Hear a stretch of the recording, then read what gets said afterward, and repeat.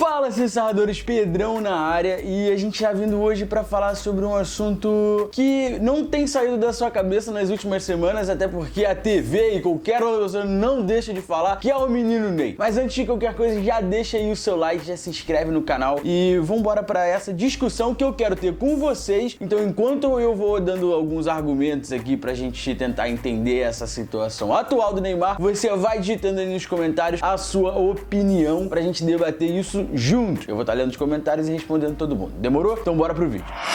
Recentemente, mais conhecido como ontem, tivemos a lesão do menino Neymar. No primeiro momento, depois de todas essas polêmicas que estavam rolando em torno dele, algumas pessoas, inclusive eu, cheguei a cogitar que aquela lesão era um tipo de fuga para alguma coisa que estava prestes a acontecer na Copa América. Todo mundo sabe que essas polêmicas todas, se o Brasil jogasse uma Copa América mal e talvez até perdesse a Copa América para um time um pouco mais fraco, essa culpa recairia exatamente sobre o Neymar e obviamente sobre o Tite, né, que deu a sua declaração falando que ia chamar o Neymar, mesmo depois de toda aquela treta com o Costa e tal, de falando que ele cuspiu no jogador, mas o Neymar ele ia sentar para conversar. Vamos debater ponto por ponto e tentar entender o porquê que as pessoas acham que a lesão do Neymar foi forjada, para ele simplesmente tirar a culpa dele caso aconteça alguma coisa ruim na Copa América. Um ponto chave pra gente entender essa situação é entender como a mídia funciona ao entorno do Neymar. Hoje todo mundo sabe que é um dos melhores jogadores, quer dizer, é o melhor jogador brasileiro em questão de habilidade. Todo mundo sabe e sabe que também a promessa em cima dele era muito grande. Então, tudo que é relacionado à seleção brasileira rende muito pros brasileiros. Futebol é muito importante pra gente. E, obviamente, o melhor jogador vai ser cercado de incertezas e opiniões acima dele. Só que a mídia usa isso pra quê? Pra vender informação, pra vender notícia. E ela não deixa simplesmente o Neymar descansar e nem você pensar sobre o assunto. Porque chega uma notícia, ela fala assim, o Neymar socou o jogador em campo. Aí você fala, pô, por que o Neymar socou? E aí você é bombardeado por 355 milhões de coisas e acaba levando uma interpretação que às vezes nem é a sua mesmo. Você foi induzido a pensar aquilo. Ei, que viagem é essa, velho? Então, um ponto-chave para pensar o porquê que o Neymar ultimamente tem sido massacrado é a mídia. Que você que tá assistindo a gente, acha que o Neymar deveria fazer a respeito disso? Deveria se recolher um pouco mais, deveria se conter um pouco mais, deveria ter uma assessoria de imprensa melhor que não o pai do Neymar. Todo mundo sabe que, né, não tá funcionando muito bem. Diz aí nos comentários. Desde o início da carreira dele, já é cercado de algumas incertezas e como o Neymar agia. Inclusive, o René Simões, que acho que na época era técnico do Atlético Goianiense, falou que estavam criando um monstro no futebol. E acho que esse comentário do René Simões não quer dizer um monstro de habilidade, é um monstro de uma pessoa extremamente mimada, porque tudo é o cara, ele é o salvador da pátria, ele é o cara que a CBF vai falar, você vai ter que jogar independentemente, você vai ter que salvar a seleção, e todas essas responsabilidades vão caindo sobre um jogador só. E o cara, obviamente, mas todo mundo que passa por isso, como você é o pica, você é o melhor, você é isso, você é aquilo, você tem que fazer isso, você tem que fazer aquilo, às vezes acaba subindo a cabeça e a gente já viu atitudes dele que mostram que isso realmente subiu a cabeça. Outro ponto que eu acho interessante a gente levantar aqui é que, na minha concepção, tá, o que eu tenho visto, assim, e o que eu lembro das tretas que passaram pelo Neymar é que isso começou a acontecer depois que o Neymar saiu do Barcelona. E aí que eu quero chegar, porque quando o Neymar tava no Barcelona, tudo bem que a gente passou pela Copa de 2014, teve aquele trauma lá, mas o Neymar, ele já tinha essa atenção toda, mas ele ainda não era, na minha opinião, um garoto problema. Depois que o Neymar saiu de lá e foi pro PSG, é que essas coisas começaram a acontecer. Então você teve, quando o Neymar tava lá, a treta com o Tuchel, o Neymar chamando o Tuchel pro aniversário dele, o Neymar sendo quase que dono do PSG. Eu nunca vi essa parada de jogador escolher gente pra ir jogar no time dele, isso pra mim é uma parada que não tem que acontecer.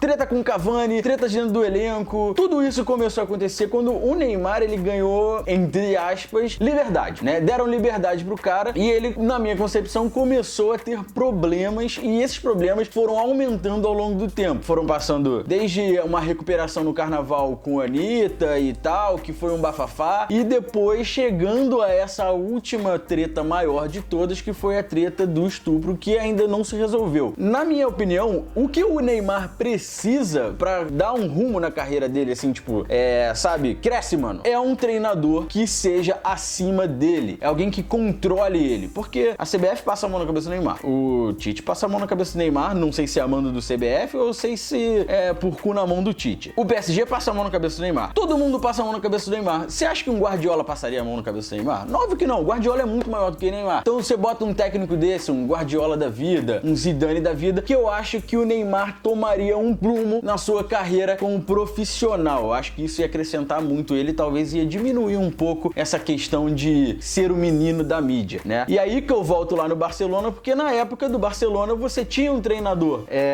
que botava o Neymar, entre aspas, na linha, e você tinha um cara que era maior do que ele. Então o Neymar não tava tanto, sabe, por mais que ele fizesse uma besteira ou outra, o Messi tava sempre dando uma ofuscada ali no brilho dele e ele não tava causando tantos problemas assim, porque tinham pessoas mais importantes do que ele no time, que se acontecesse alguma coisa, chegavam lá e davam uma carimbada nele, pra ele poder prestar atenção. Mas vamos agora, depois desses argumentos todos, que eu demonstrei aqui pra vocês, que são a minha opinião, né, e vocês estão dando as de baixo, vamos ao que interessa, que é a lesão de ontem, que gerou o corte do Neymar na seleção. Muita gente estava dizendo que esse corte foi uma coisa premeditada. Essa lesão foi porque realmente estava dando um problema muito grande essa história do estupro, e aí pegaram e falaram assim: ó, Neymar, você se machuca porque é o único jeito da gente convocar outra pessoa pro seu lugar antes da Copa América. Como isso caiu na mídia, foi um pouco fomentado que isso poderia ser uma grande verdade. E aí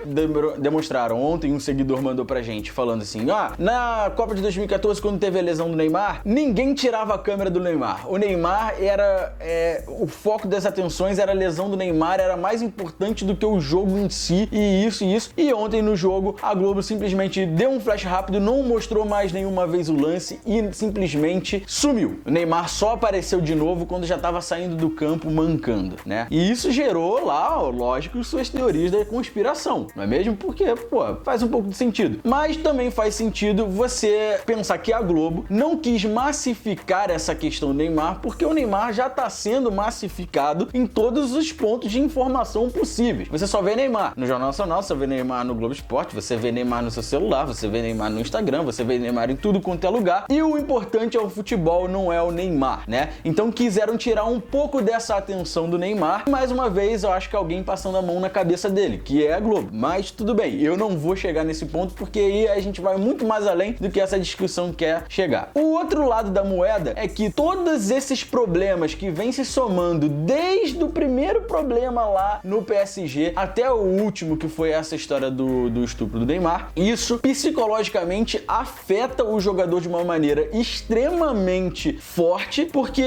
não é simplesmente o cara tem que entrar dentro de campo e ele é outra pessoa, ele ainda é a mesma pessoa do lado de fora do campo. E emocionalmente o cara pode estar abalado com todas essas acusações e coisas que têm acontecido com ele, mesmo que isso tenha sido culpa dele mesmo, e aí isso reflete dentro de campo, o cara tendo um pouco mais medo, não agindo da maneira correta, sendo um pouco mais... dando um pouco mais desconfiante nele mesmo, e pode acabar acontecendo uma lesão por conta de todos esses problemas. O cara não tá com a cabeça no campo, ele tá com a cabeça fora do campo. Um dos seguidores também que mandou ontem, quando o Gabriel tava fazendo a cobertura, fazendo uma análise, ele que é psicólogo, fazendo uma análise disso, como isso pode estar afetando a carreira do cara, né? Isso tá virando uma bola de neve. Me diz você, o que você acha dessa situação toda? Você acha que essa lesão foi forjada? Você ainda assim acha? Se você acha, por favor, me diz aqui embaixo por que você acha disso. E se você acha que não foi, hoje, né, saiu que não foi, né, de fato, foi um rompimento de um ligamento e tudo mais, mas se você acha que isso tem total relação com o que ele vem colhendo das atitudes dele, também comenta aqui embaixo. É uma pena que a gente vai jogar a Copa América sem o Neymar, porque realmente o Neymar é um cara que faz muita diferença, mas eu acho que também há males que vem pro bem, principalmente pro Tite. Ele vai conseguir testar o David Neres no lugar do Neymar, ele vai conseguir testar outras opções para a seleção